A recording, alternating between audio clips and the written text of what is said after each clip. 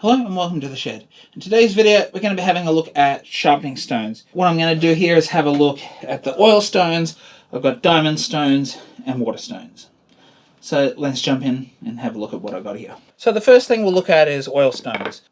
This happens to be an artificial oil stone, and you will find a lot of these artificial oil stones around. They do come in natural stones as well. I haven't got any of them. I've not really seen any of them around here in Australia. They probably do exist, but they're probably broken and things like that. So these style, you can actually still buy these combination ones. This happens to be a Norton India stone. I use it mainly just for sharpening bushcraft knives.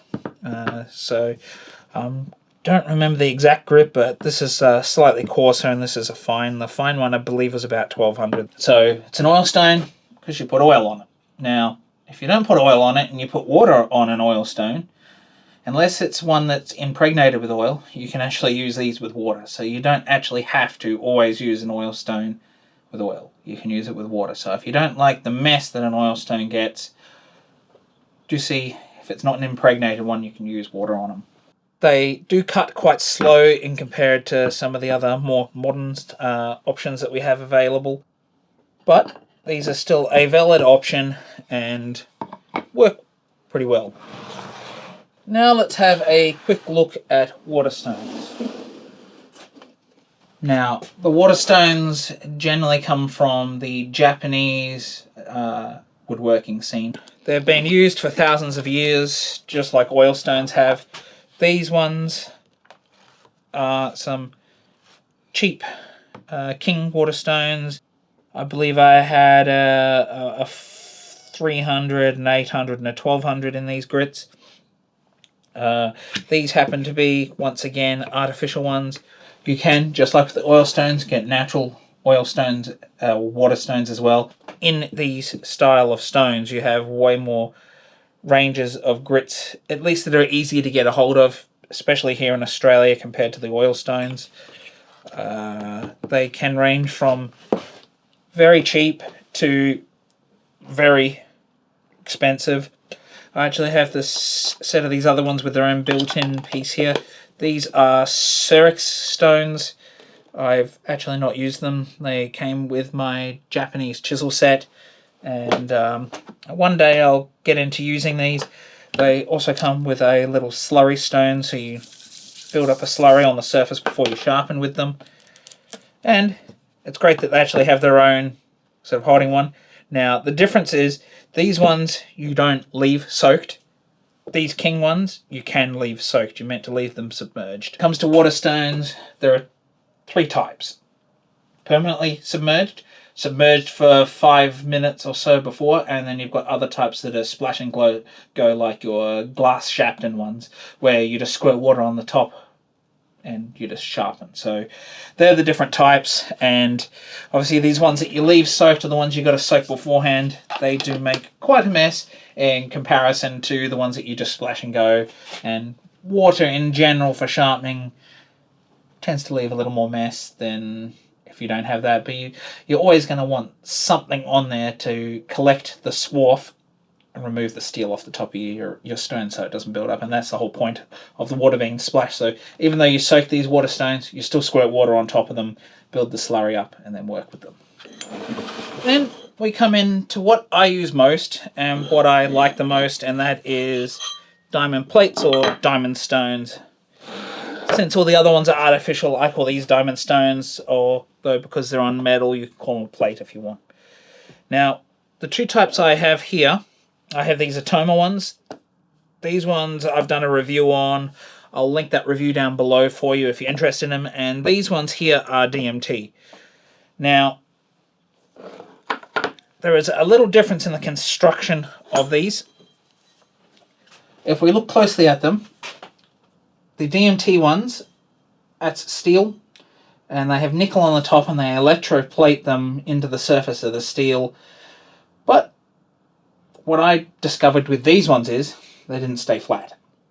That is why I went looking and found these ones. Now, the difference with these ones are they have a little stainless steel plate on the surface, and the diamonds are attached into that, but they're much more strongly attached into this plate.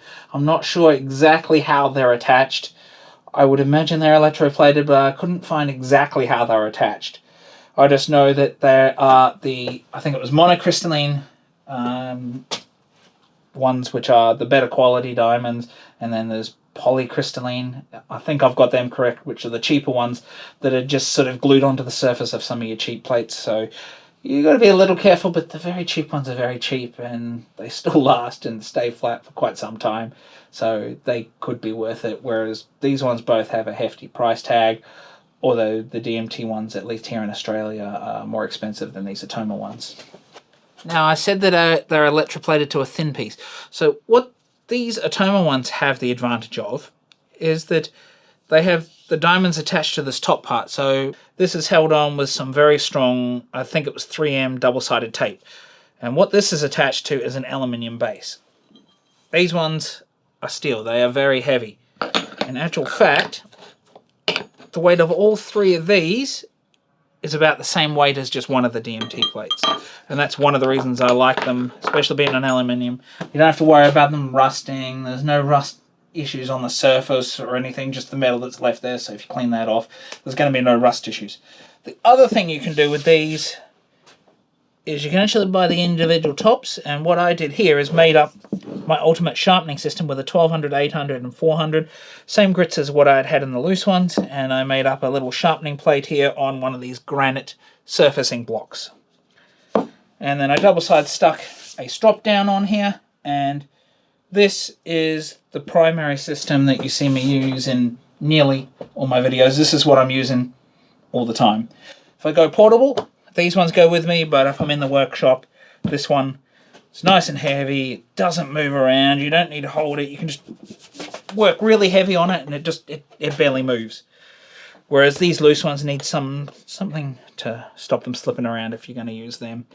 But these have the advantage that you can hold them individually and sort of do more with them. And one last thing, this is a grit impregnated block.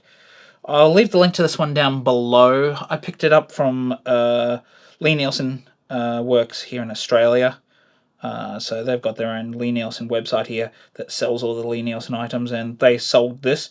It was the cheapest place I found this, but there are another couple of versions, and I'll leave the video down below where I talk about how I clean my diamond stones, where I mentioned another one, and someone in the comments there mentioned this one, so I went and picked one up, and it works really well at just keeping the surface of your diamond plates. You can see these are all quite shiny, although they've been used. This, you just rub it on the surface,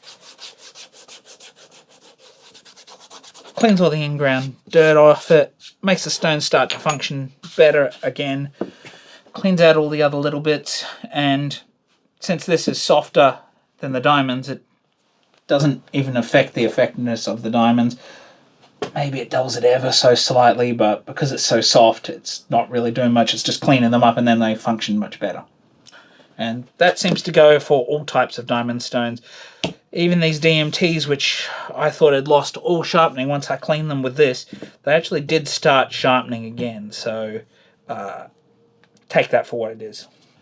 So there you have it, folks. That concludes this video on sharpening stones. This is what I've got. These are what I use. I hope this gave you a few options. And what I'd love all of you to do is sound off on what brands, what types, and maybe where you get your sharpening stones and what you use, and maybe even what you use to clean them. That'd be great as well. So do leave that down below. And while you're down there, if you did like this video, hit the thumbs up, hit the red subscribe button, hit the bell, select all, do all that good stuff. And if you'd like to see the video that spurred this series of videos on all my tools, do check out the Traveler's Tool Chest here. Bye for now.